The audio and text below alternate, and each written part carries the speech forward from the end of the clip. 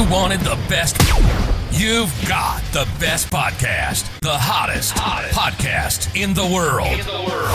The Chris Voss Show, the preeminent podcast with guests so smart you may experience serious brain bleed. The CEOs, authors, thought leaders, visionaries, and motivators. Get ready. Strap yourself in. Keep your hands, arms, and legs inside the vehicle at all times, because you're about to go on a monster education roller coaster with your brain. Now, here's your host, Chris Voss. Hi, folks. It's Voss here from the ChrisVossShow.com. Ladies and gentlemen, the latest things that makes official. Welcome to the big show. As always, the Chris Voss Show is a family that loves you, but doesn't judge you, at least not as harshly as the rest of the world does, because we love good people, and we teach people how to be good people on the Chris Voss Show. The most wonderful guests we bring on that share their stories, their lessons of life, their journeys, their cathartic moments, and help you live your life better, because I don't know if you've seen most of us, but we all need as much help as we can get. Opinions expressed by guests on the podcast are solely their own and do not necessarily reflect the opinions of the host or the Chris Voss Show. Some guests of the show may be advertising on the podcast, but it is not an endorsement or review of any kind. Today we have an amazing young man on the show. We're going to be talking to him about his company, Cornerstone Healing Center, and some of his journey and his experiences and how he can help you as well. We have Estle Wallace on the show. He is the CEO of Cornerstone Healing Center and founder. He is a father, husband, entrepreneur, and investor, and he leads a behavioral healthcare agency that has grown 15x over the last 7 years under his leadership. His personal journey from addiction to homelessness to building a thriving business and family life fuels his passion for inspiring and guiding others towards transformation. With more than 20 years of sobriety, congratulations. He has mentored hundreds of men, worked with the Maricopa County jail system, and supported 2 Arizona nonprofits dedicated to recovery and rehabilitation. Featured in Vice News, Recovery Today magazine, he combines lived experience and professional expertise to emphasize that lasting change is possible for anyone willing to change. He also hosts the Struggle and Strive podcast, where he shares insights on addiction recovery, leadership, and personal transformation. Welcome to the show, Mr. Wallace. How are you? I'm great, man. Thank you for having me, Chris. Thank you for coming. Give us your .coms. Where do you want people to find you guys on the interwebs? Our main outfit is cornerstonehealingcenter.com. It's a bit long, but it is straightforward. cornerstonehealingcenter.com. If you want to follow the podcast and see some of the stuff we're talking about, you can find me at Estle Wallace or Estle_Wallace on YouTube, Instagram, TikTok, all of the things. So give us a 30,000 overview. What you guys do there? Cornerstone is a behavioral healthcare agency. In the short version, think drug rehab, but it's much more than that. We treat everything from primary mental health disorders like anxiety, depression, to alcoholism, drug addiction, you name it. We're a big provider for the DUI market here. We help handle a lot of DUI convictions, people that are struggling to get their licenses back. We do virtual programming. We do all kinds of stuff. So we're a pretty big outfit now. We started very small, just 10 beds originally. Wow. And we only treated dudes in the beginning. Do you guys only cover Arizona? Right now, we are in Arizona only. Mm-hmm. And you guys have Scottsdale and Phoenix? We have 2 in Scottsdale and another location in Phoenix. Oh, so 3 total. Yeah, we've got 3 here. And tell us about your journey. Clearly, you went through some things and solved them, and you've been 20 years sober. Talk to us about how you were raised and what shaped you when you were growing up. I'm the child of alcoholics. I had alcoholic parents. A lot of alcoholism in my family, both sides of the house, so to speak, mom's side and dad's side. Went through foster care as a baby, went through adoption, which is fortunate on one side of the coin, but never really anchored. It was never really anchored to family life like some people are. And I know there are plenty of people that go through what I went through, and many worse as well. Yeah. But I mean, that's the answer. I mean, I grew up an adopted kid and made my friend group my family as I was growing up, and got into drugs and alcohol at an early age. Was blackout drinking in high school, not at parties. I mean, like, couldn't get through class as a junior and senior in high school. Dropped out as a senior, got into hard drugs around that same time. Started the journey of trying to get sober at 19. Landed in recovery seemingly by happenstance. I believe it's God's hand, but seemingly by happenstance, when I was 26, I started attending meetings in county jail here in Arizona. Oh, wow. Yeah. Did you have a choice, or was it kind of like something that was, you had to do the meetings? No, the meetings were definitely by choice, but jail was not optional. Unfortunately. I wanted to check out. They weren't ready to let me go yet. They weren't on the program. You were. So, but I imagine you cite that as something that helped you finally address the issue. Is that? Yeah. One of the biggest barriers, I think, for people that are looking to change their lives, people that are struggling with drugs and alcohol, you look at something like a 12-step program or a treatment center, and it's very easy to look at that and just let your eyes glaze over and say, yeah, but that's not going to fix all my problems. I have all these, X, Y, and Z problems. But counterintuitively, most good treatment centers, and there are plenty of them, as well as the 12-step programs that are out there, from AA to CA, et cetera, they're really geared towards helping a person find inward alignment between their values and their actions. And you do that for a long enough period, you start building a life worth living, worth salvaging, worth having, worth striving for. And for me, that's how it happened. It picked up momentum, and I had a overwhelming spiritual experience, found God, found a new lease on life. And it's something that they talked about it. And I was reading, they have a book, the Alcoholics Anonymous book. They call it the Big Book, lovingly. Reading that thing by myself in jail, I had the same experience that millions of people have had reading that book. And I thought, have you guys seen this? How are these guys? This book was written 90 years ago. They've been reading my mail. How was it I can identify so well with this thing that was, it's like this relic of the past, but it's very practical. It's a very practical approach for people to clean up their lives. And it works most of the time on most people. And that's, I think that's an important thing. I don't think many people understand how effective recovery is. Mm-hmm. Yeah, it can make all the difference in the world. And, it's great that these products and these resources were made. And yeah, it's interesting how timeless they are. I mean, alcohol is alcoholism, drug addiction is drug addiction, addictive personality is addictive personality. A lot of people, they have trauma, they have damage from childhood, and they're using drugs to medicate it instead 100%. of solving the real problem underlying, using years of therapy and help with agencies like yours. So how do you find your way from that to running your own operation, helping other people? That's a great question. The answer is, it's got a lot of twists and turns. I sobered up in 2004. So it was the early 2000s, pre-iPhone. So the internet existed, but not really. I mean, if you think back 2004, like YouTube didn't exist yet. So the internet wasn't what we know it as today back then. So the resources were a little bit more spread out, harder to find, but I got sober in an old school halfway house. Treatment as it is today didn't exist yet. Wow. There were some treatment centers, but they were primarily cash only. And I was indigent, so there was no cash to be paid.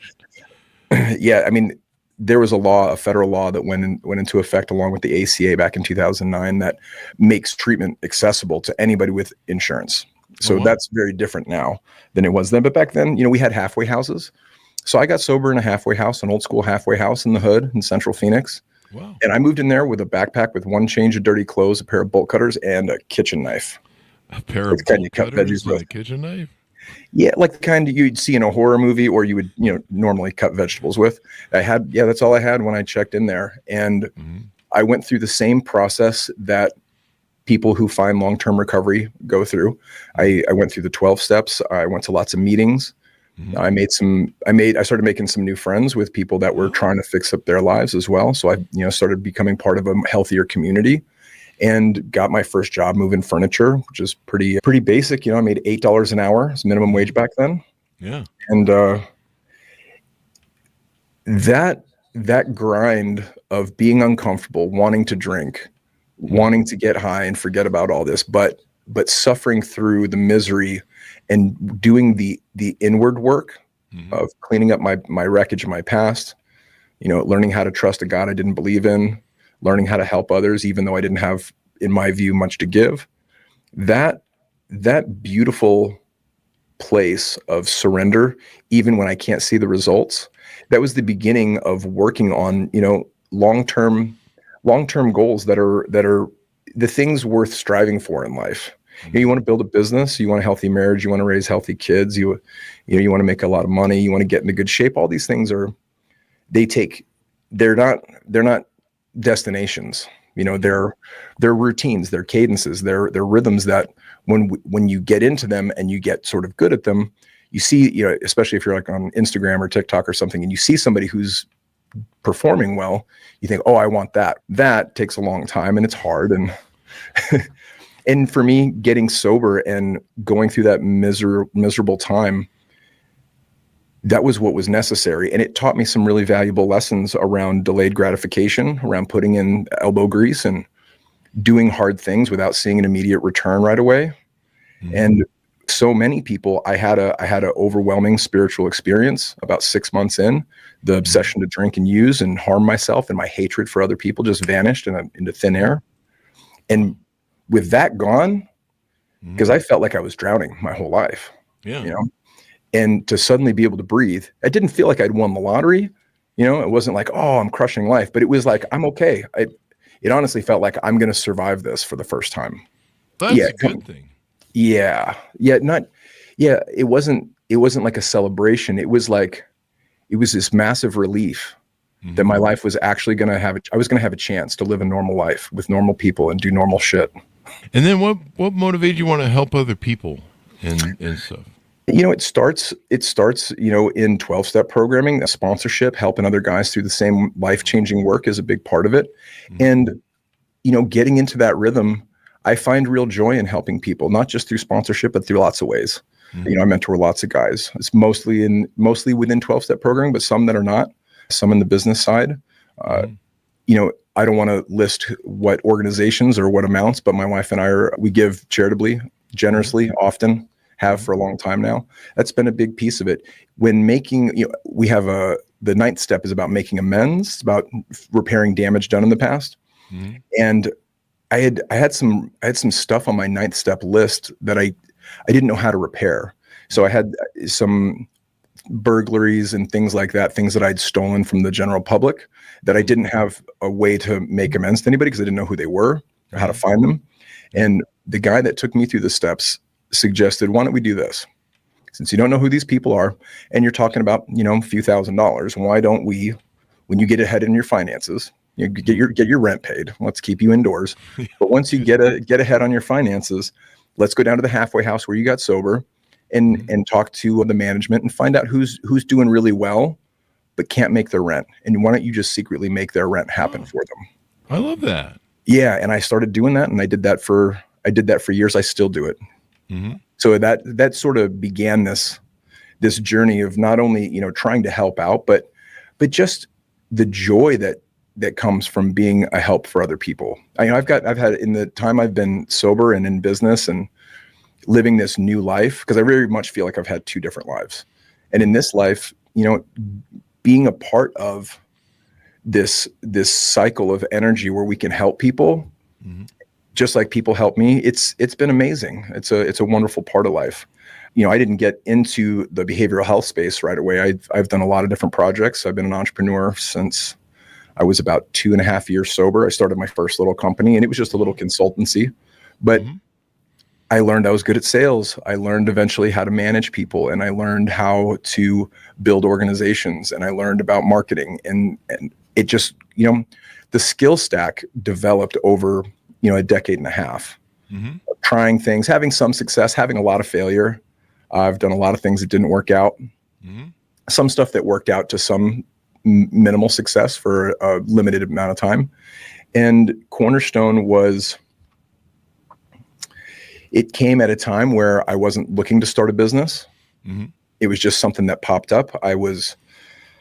I just put a business to bed about a year prior to that and didn't have a new project on deck. I had taken a commission-only sales job and ended up fascinated with the treatment space and realized not only was it an amazing platform to help people in a much larger way than I was able to individually, but there's a real business model there. It's not a crazy wild business model. It may have, I don't know what kind of stories you've heard, but It's a pretty traditional brick and stick business. You can get between a 15 and a 25% profit margin depending on your business model and Wow. what state you're in and all that kind of stuff. Mm-hmm. So it's very much a normal business with unfortunately a lot of regulation. So there is that. But getting into this space, like I said, wasn't something I had really thought about for years or anything like that.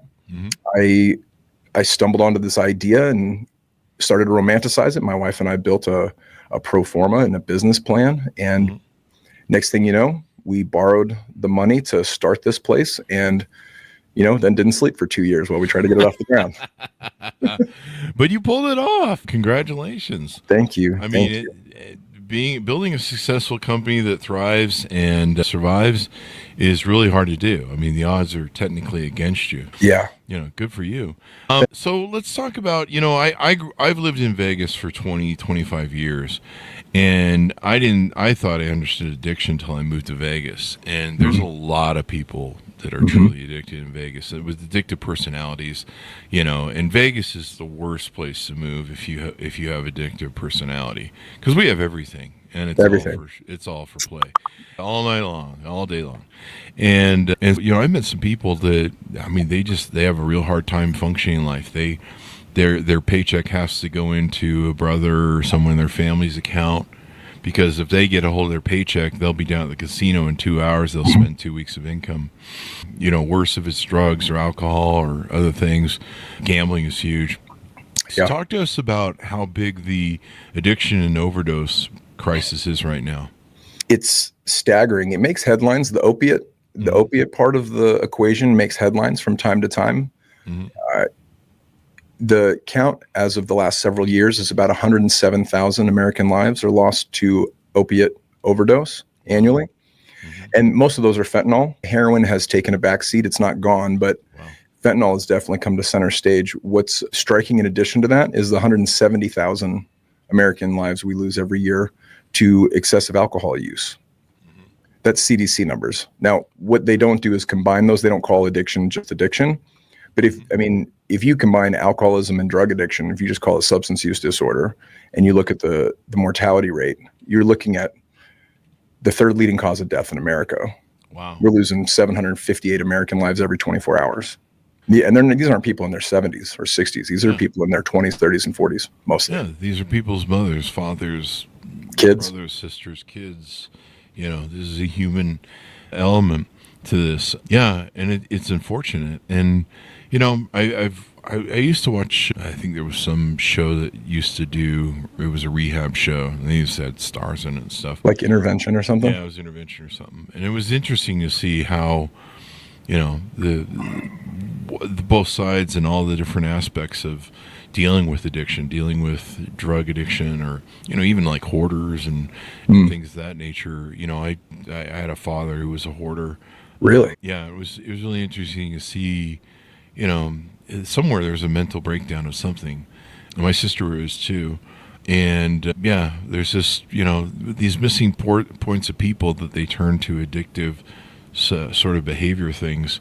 And it to see that my father used to, he had an older car, and it was a Ford, a Ford Granada, remember that, in the 70s?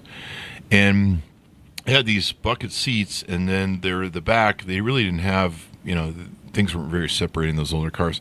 And he literally had up to the back headrests papers of just, it was a back seat of just probably thousands of papers. And crap, but mostly just papers and documents. And it was like, and he would hoard them, and we were like, can we throw some of that away? And he's, no, I got to keep it. It's always funny. But just watching the addiction, throughout my life, thank God, I guess I never had an addictive personality. Watching that go on is really crazy. I know fentanyl has become a big killer because they're lacing it in everything now, and just the teeniest amount can kill you. Yeah, it's very lethal. Yeah. It's highly lethal. I saw a video or TikTok or something, and the guy was showing, how much of different drugs it takes to kill you. And he showed the fentanyl, and it was minuscule, the amount. And I was just like, wow. Yeah, they measure it in micrograms. It's tiny. That is scary. A tiny amount is lethal. And it can just kill you. And so I know that I know that it's January 2025 for those watching this video years from now, but I know that some of the things that I think the new administration is trying to do is to attack the fentanyl crisis at both borders, Canada, which I don't think much comes in from Canada. From what I don't think so either. Yeah, and then Mexico. Do you see any of those changes they're trying to make being effective? I don't know. I live in Arizona, so we're a border state. The traffic, from what I've heard in the last, very recently, has been significantly cut. But you're talking about something. This is an economic black market system that's been happening for decades. So the cartels, they're getting wholesale supplies from various countries like China, where they can get these substances, and then they're taking the raw materials and they're pressing them into pills. So the pills, they look like Percocet 30s, like a 30 milligram Percocet pill, but it's not what they are. They're just, they've just got whatever filler they put in them, and they're fentanyl pills. Wow. And they then, however they get them, through tunnels, through cars, whatever they do, they get them over the border. And there's unfortunately a large market.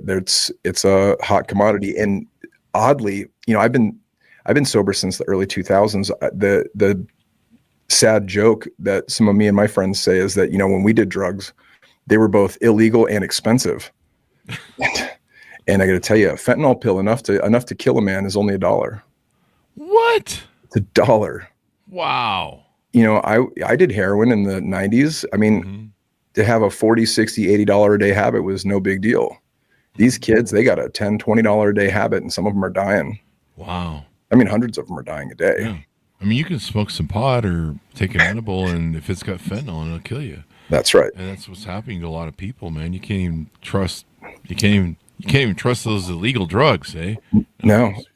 I heard a story, unfortunately, at dinner last night of a man his close friend's daughter was 17 years old, took a blue pill with a beer, not really a drug person. The hardcore fentanyl addicts, they're smoking them. They crush them up, smoke them off of tinfoil. Jesus. That's not what this gal was doing. She's a high school student. Somebody gave her a pill. She took it and she died.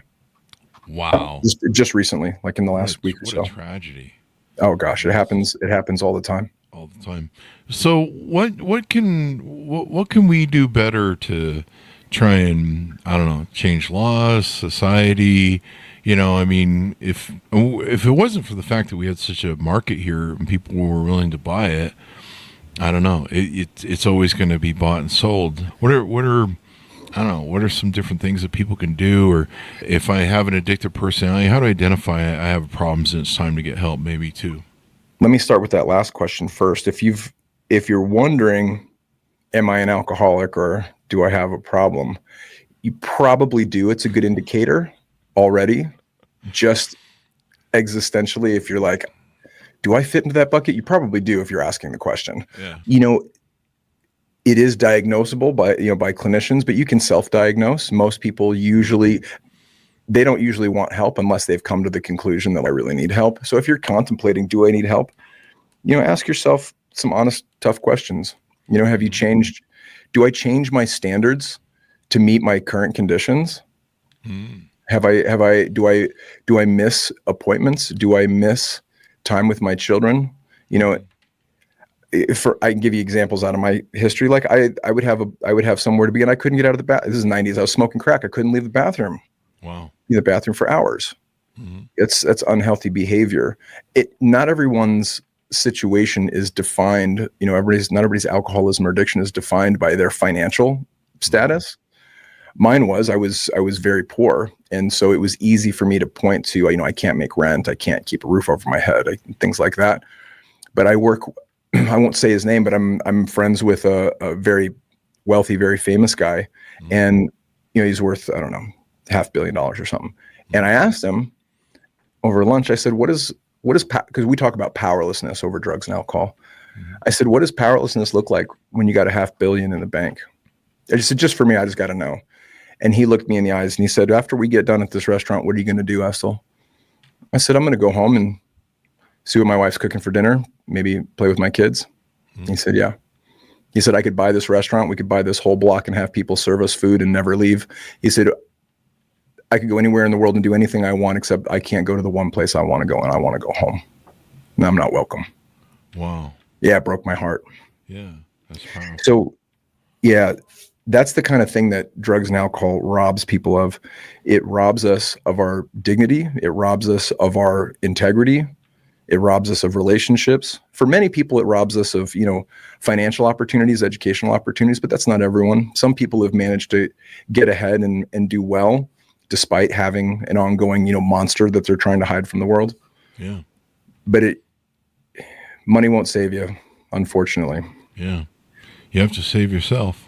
You got to make that choice, right? You got to come to that moment where you go, I'm sick and tired. I'm not going to take this shit anymore.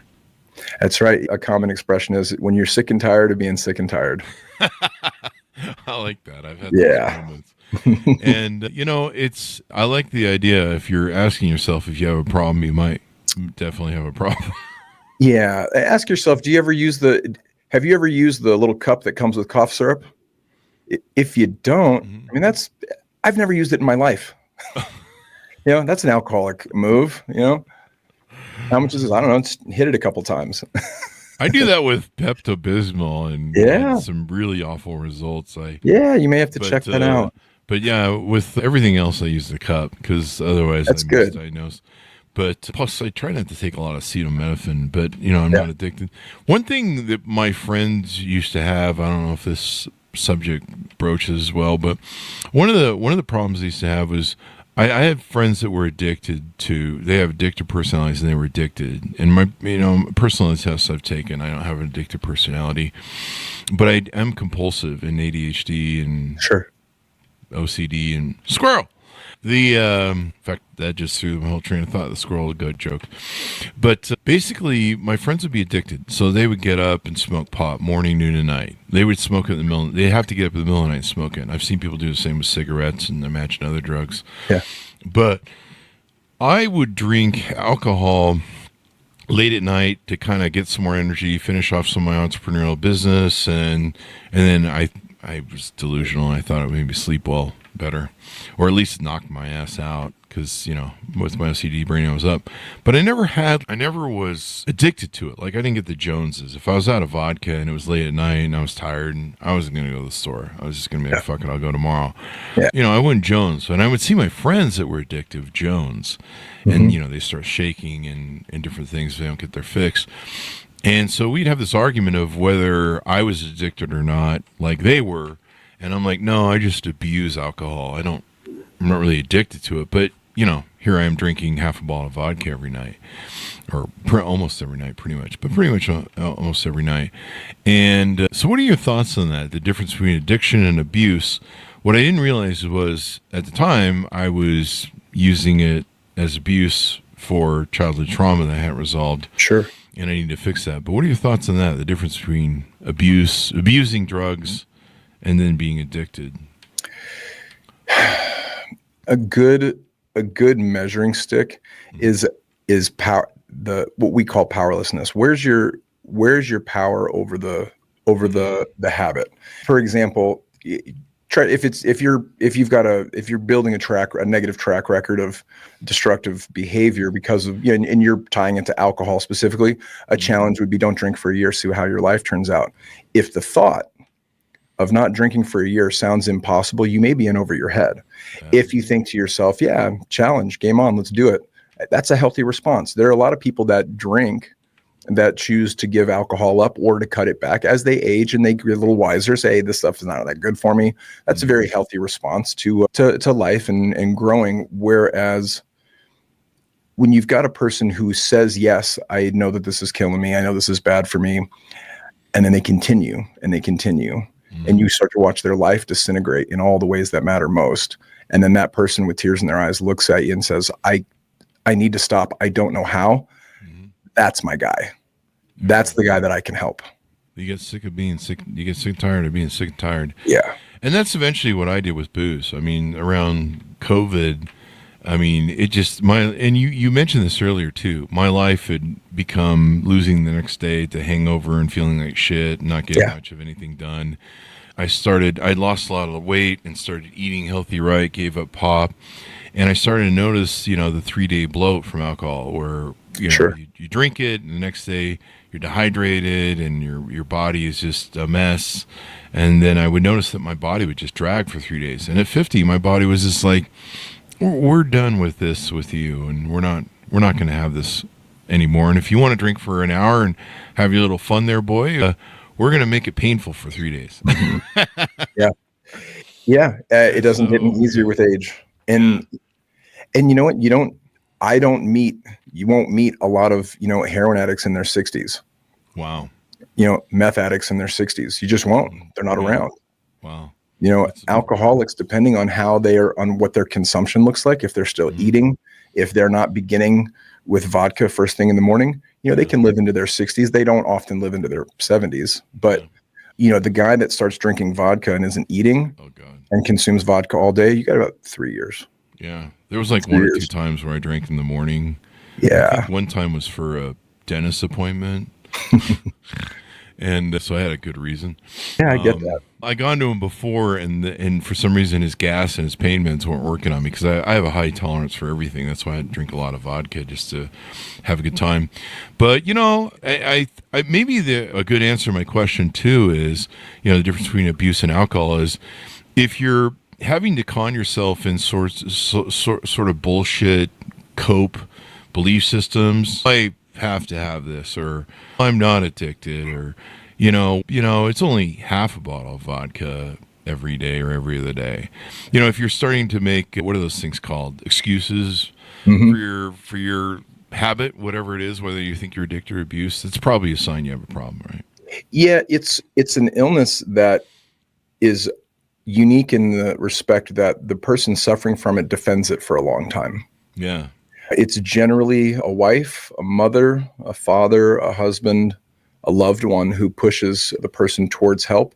And, for those out there that may hear this, who have people in their lives that have been pushing them, and ask yourself, have I let people slip away out of my life, people that I care about? Do the handful of people that know my middle name still want to fuck with me at all?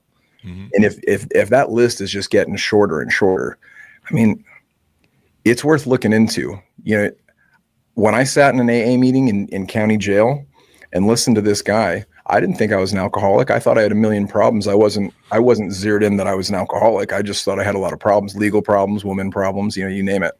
Mm-hmm. And I listened to this guy who was healthy, clean, had taken time out of his amazing life to drive down to the jail and talk to a bunch of inmates. Mm-hmm. And he talked about drinking and his life spiraling out of control. And then he would get sober. And then he would stay sober for months and become so miserable in sobriety, he'd rather kill himself. Wow. Unwilling or unable to kill himself, he'd go back to drinking, and then his life would spiral out of control. And he talked about it for 45 minutes, this cycle. And as he talked, I just sunk in my chair. I thought, man, that's what's wrong with me. I can't stay sober because I hate myself. I hate sobriety. I don't like people. And he tied a bow on it and called that alcoholism, called himself an alcoholic. And I thought, is that what I am? Am I an alcoholic? I'd never you could see it from the moon that I got a problem with drugs and alcohol. First time I considered it. 26 years old, sitting in a county jail with 50 strangers in an AA meeting. Mm-hmm. And that was a big turning point for me. And I imagine, what's the number one rule of AA? Admitting you have a problem is the first step. First step is powerlessness. Yeah. Yeah, and I imagine taking on the moniker of that name, am I an alcoholic? I used to ask myself that question, and again, to your earlier point, if you're having to ask yourself that question, maybe you might be. What's that redneck comedian? Yeah. If you have, you might be a redneck. Yeah. On one side of the coin, I understand why people who are struggling with it don't want to be saddled with this handle of alcoholism or drug addiction. I don't want to be called that, because I think intuitively most everyone, that's an adult understands that that's a death sentence. Alcoholics and drug addicts die. We lose about 758 here in this country every day. Wow. That's I mean, how many people a day? Wow. That's 2 777s, like the big ones that fly over. That's 2 of those going down and killing everybody alive every 24 hours. Wow. I mean, you think about how many lives that is. All those people are somebody's kid, somebody's dad, somebody's mom, somebody's sister, brother, somebody's boss, somebody's employee, someone's loved one. It's 758 of them. I mean, what time is it? Yeah, it's hundreds have died already today. And these aren't accidents. It's accidental overdose. Yeah. They're doing too much or they're drinking themselves to death. Most of those are from alcohol. Most of those are from vodka specifically. Wow. Now CDC calls it excessive alcohol use. That's the death label. Every now and then I drink a lot of coffee. I've got an espresso machine, so I have a new You'll live a problem. long time doing that. I have a new problem. I don't know about my bank account though. There's a lot. It's a money pit. This espresso. I call it the espresso cult. It's like a money pit. It's definitely a thing. It's like there's always something new to buy, and every now and then I get caffeine withdrawal because I won't keep up with whatever system I'm using for abusing espresso.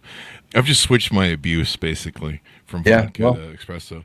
But every now and then I get that caffeine withdrawal, and it gives you that headache like a alcohol withdrawal. I've never really done any of the drugs, and so I don't know what withdrawal feels like there. You're not missing out. Yeah, thanks.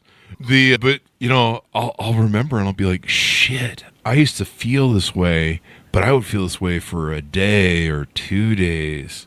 And this headache and this shitty feeling, unfortunately, it doesn't give me the rest effects. It just gives me that pounding headache. But I just think back at all the days I wasted curled up in a ball after a hard night of drinking and not staying hydrated. I just think about how many years I wasted drinking, when really I should have just gotten to therapy and gotten professional help or a lobotomy, one of the two. My psychiatrist still recommends lobotomy. As we go out, let's get a pitch out to the podcast that you guys are doing and anything else we haven't talked about that you want to tease out to people. Sure. If you want to find us, we've got a podcast going where we're talking about all things recovery, entrepreneurship, fixing our credit, getting our lives. It's for those of us that are, regardless of age, that are still trying to get our shit together. It's called Struggle and Strive. We've got a website, struggleandstrive.to. You can find us on YouTube, TikTok, Instagram. We're putting out episodes every Tuesday. Likewise, if you are struggling, somebody that's struggling, you got questions about what is long-term recovery, what does treatment look like, you can always check out our website, cornerstonehealingcenter.com. We're here to help. And if you're someone who's, sees someone that maybe needs an intervention, your family out there, et cetera, I suppose they can reach out to you as well. Absolutely. We're here to help. Even if someone doesn't land in our program, this is all we do every day, all day. So if you've got questions, you don't know where to turn, the healthcare system is very confusing. You could always call us and just say, hey, I've got a brother, sister, mother that needs help. Where should I turn? And we can be a wealth of resource. So give us your final pitch out. How can people reach out to you? I think we covered most of that just now, but your final thoughts as we go out. Chris, I want to thank you for having me on here. It's a real honor, real pleasure. If you're looking for me or want to learn more, you can go to struggleandstrive.co. We've got a podcast where we talk about all things people trying to pull their lives together and do better for themselves, that from everything from recovery to finances and parenting. That's it, struggleandstrive.co. That's where you can find us. Thank you very much for coming on the show. We really appreciate it. Thanks for having me, Chris. Thank you. And thanks to our audience for tuning in. Go to goodreads.com/Chris Voss, LinkedIn.com/Chris Voss. Chris Voss, one of the TikTok-y and all that good stuff. And I hope if anyone out there is listening to this that has, these sort of issues we've discussed today, please get help and get professional help from professional people. Don't buy crystals. Don't buy sage. Get professional help. Thanks everyone for tuning in. Be good to each other. Stay safe. We'll see you guys next time.